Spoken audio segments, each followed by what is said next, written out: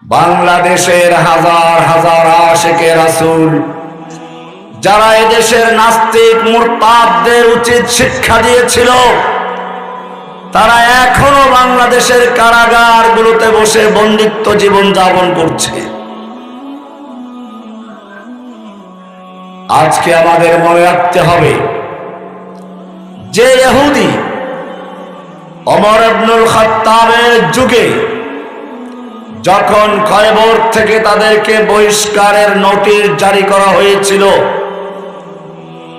ওমর বিন খাত্তাবের দরবারে এসে ভিক্ষা চেয়েছিল, ওমর, তোমাদের নবী আমাদেরকে খয়বরে থাকার ব্যবস্থা করেছিলেন,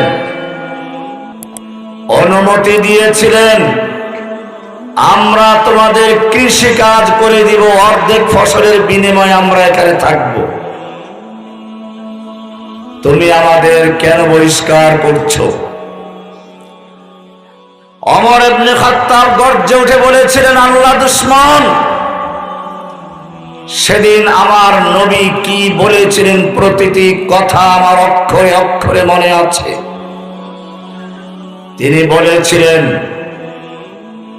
তোদেরকে খয়বরে ঠিক ততদিন পর্যন্ত স্থান দেওয়া হবে যতদিন পর্যন্ত আল্লাহর অনুমোদন থাকবে।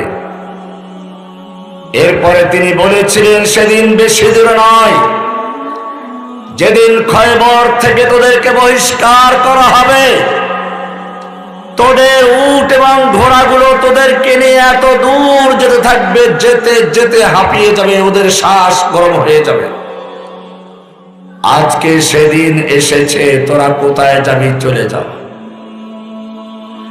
যে ইহুদি মুসলিম উম্মার কৃষি কাজ করার জন্য মুসলমানদের দরবারে ভিক্ষা করত, আজকে সেই ইহুদিরা মুসলিমদেরকে পাইকারি হত্যা করে যাচ্ছে।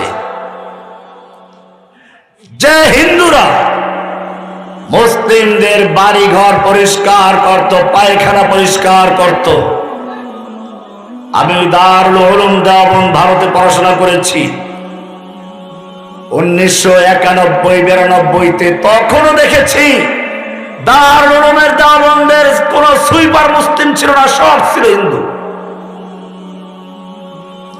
আজকে সেই হিন্দু মুসলিমদের চ্যালেঞ্জ করছে, হিন্দু হিন্দি হিন্দুস্তান जबन भेजो पाकिस्तान, गो हमारी माता है तुम उसको खाता है, तुमको चाहिए कब्रिस्तान या भेजेंगे पाकिस्तान।